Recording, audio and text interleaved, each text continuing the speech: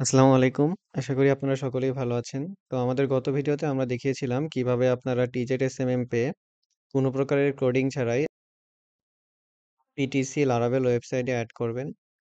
তো PTC Laravel website অনেক রকমেরই হয়ে থাকে। তাই একেকটি ওয়েবসাইট একেক রকমভাবে সেটআপ করতে হয়। তো আমাদের একজন ইউজার একটি এরর ফেস করছে। তার এররটা যদি আমরা দেখি, দেখতেই পাচ্ছেন এখানে দেখাচ্ছে an error occurred attempt to read property status। তো আমরা এই এরর তো আমরা এখন এই এররটি ফিক্স করব। এটার জন্য আমরা তার সি প্যানেলে চলে আসব। এরপর আমরা ফাইল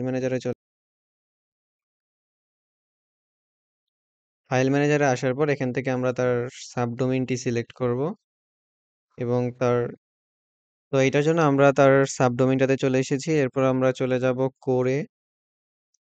কোরে যাওয়ার পর আমরা এখানে অ্যাপে যাব।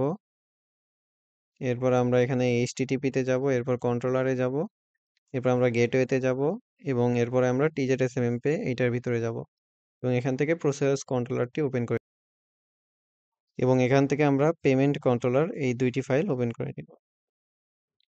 এরপর আমরা যদি এখানে আইপিএন এ চলে আসি, আমাদের আইপিএন ফাংশনে এখানে আপনারা দেখতে পাবেন, এখানে আমরা পেমেন্ট কন্ট্রোলারের ইউজার ডাটা আপডেটে আমরা ডিপোজিট ফুল অ্যারেটাই দিয়ে দিচ্ছি।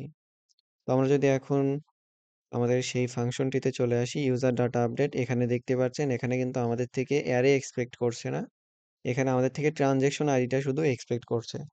তো এটার জন্য আমরা এখান থেকে শুধুমাত্র ট্রানজেকশন আইডিটাই সেন্ড করব, এখান থেকে আমরা অ্যারে সেন্ড করব না। এবং এরপর যদি আমরা এখানে সেভ করে দিই এবং আমরা যদি আবার কলব্যাক সেন্ড করি,